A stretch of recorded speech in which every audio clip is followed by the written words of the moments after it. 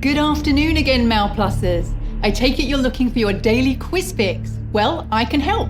I'm your host, Melissa Hartzel. Thank you for tuning in on time and welcome to today's Malplus Trivia Live, where every weekday we're giving you the chance to win up to £1,000. Sit back and relax, but don't switch off completely because you'll need those brains of yours to get through some particularly difficult general knowledge questions. All it takes is a few minutes to answer 10 questions correctly, and you could be the winner of a cash prize of up to £1,000. A reminder of the rules: it's 10 multiple choice questions from a plethora of categories, 10 seconds to answer each one, and if you answer all 10 correctly, you win a share of that £1,000. Strap yourselves in, because today is a right old toughie. Just a warning, when you tap the answer, there's no changing it. 10 seconds goes by a lot faster than you think, so you better be quick when making your final decision.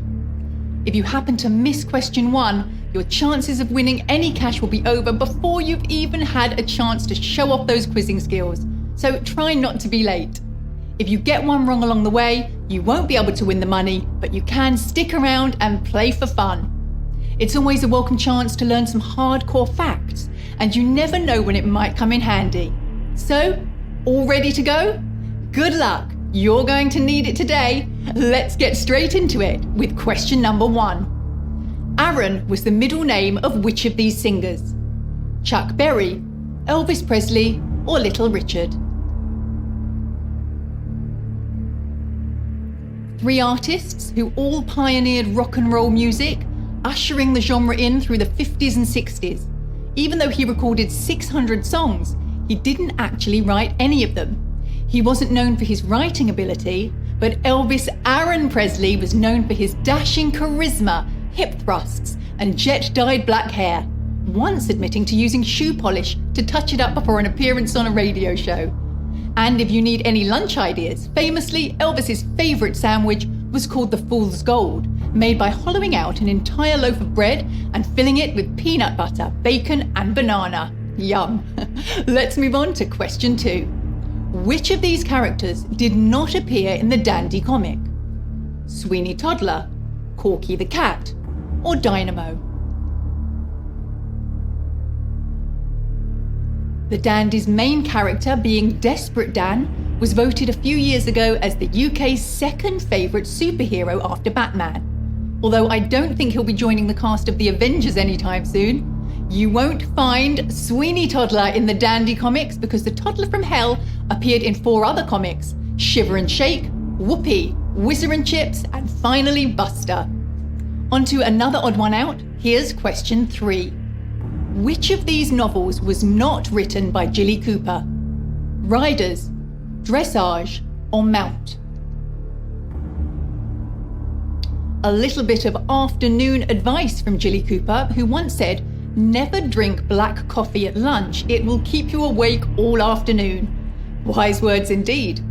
The book she did not write is Dressage, the latest novel she published being Mount in 2017, and Riders was adapted into a film in 1993. Starting her career as a journalist, I probably don't need to tell you that she wrote a column for the Mail on Sunday from 1982 to 1987, before going on to write a staggering 46 books. A busy bee if I've ever seen one. So we're a third of the way through now. Well done to you if you got the first 3 questions right and are still playing for the £1,000 prize. We have Sandra 2, Roger 0, Sheila 0, and Dorothy still in the running. I hope you can keep the momentum up as we enter question 4. How many goals were scored in England's winning Football World Cup semi-final and final combined? 7, 8, or 9? In 1966, England not only hosted the World Cup, they won it too. Wembley Stadium was the host of the final against Germany, and the total goal count between the semi-final and final was 9. In the semi-final against Portugal, Bobby Charlton scored England's 2 goals to Portugal's 1, bringing us to 3. Then in the notorious final against Germany at full time, it was 2 goals to each side, with England's controversial goal scored in extra time by Geoff Hurst followed by the one that sealed the deal to make it 4-2. So we're almost at the halfway mark. Let's see how you're doing. Wow, lots of you got knocked out then. We had 767 thinking it was 8 and 405 of you thinking it was 7 and only 325 of you still in the game. That was a corker of a question. Here's question 5. Which of these illnesses did Florence Nightingale suffer from? Smallpox, spondylitis, or anorexia?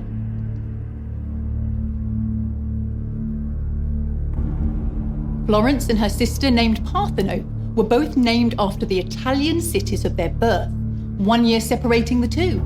Parthenope, being a city in Naples, later began to act as her sister's manager when she began to get seriously ill. Florence suffered from spondylitis, amongst many other diseases, which is an inflammatory disorder that affects the vertebrae, causing her to be bedridden. Although it didn't stop her pioneering work in promoting hospital sanitization, and her influence is still celebrated today by International Nurses Day, being on Florence's birthday, May the 12th. So checking in at halftime to bring you the news that we have 124 of you in the game. Well, lots of you being knocked out by that knockout of a question, but we have Iona, Tim 14, Technophobic and Charlotte 20. You have not been tripped up yet. Keep your wits about you because things are about to get a little harder with question 6. Which of these English kings did not have a wife called Eleanor? Henry II, Edward I, or Richard II? Eleanor is Greek for bright, shining one, and it was a particularly popular name in medieval England after becoming popularised due to the fame of Queen Eleanor, who was married to Henry II. King Edward I was married to Eleanor of Castile, and it was Richard II who wasn't married to anyone by the name of Eleanor, but to Queen Anne, and then later to Queen Isabella. Incredibly, King Richard became king at the wise old age of 10. Let's move on to question 7. How many years were there between Sony launching the original cassette Walkman and the CD Walkman? 5 years, 10 years, or 15 years? Both of these were marginally replaced in most households when the more convenient iPod hit the shelves in 2001. The original cassette Walkman was brought to market in 1979, and the CD Walkman, originally called the Discman, came out in 1984. So there were 5 years between the two. It's amazing to think that listening to music or the radio whilst walking around wasn't always commonplace. And although Sony were the first to release a portable cassette-playing Walkman, it was actually rival firm Philips that developed the cassette tape technology first. So we're on to the final 3 questions. Let's see how you're doing. 15 of you only getting that one right. 22 of you thinking it was 10 years and 6 thinking it was 15 years. Wow, if you know anyone who would have got these questions right, then get them involved so they have a chance of winning. And there's no better motivator than a bit of friendly competition. Here's question 8. Winston Churchill's "We shall fight on the beaches" speech is an example of what kind of literary technique? Anaphora, alliteration, or synecdoche?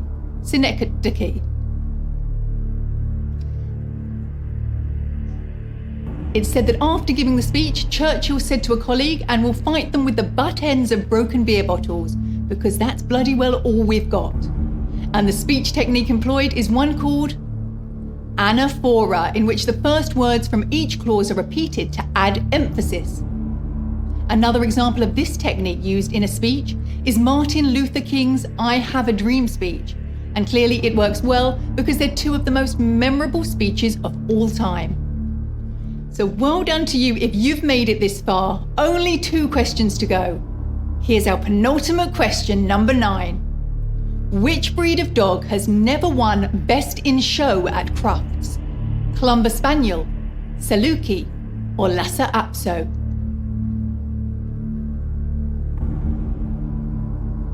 Crufts was named after Charles Cruft, who worked for a dog biscuit manufacturer and travelled to dog shows building up a contact sheet and starting his own Cruft's Greatest Dog Show in 1891.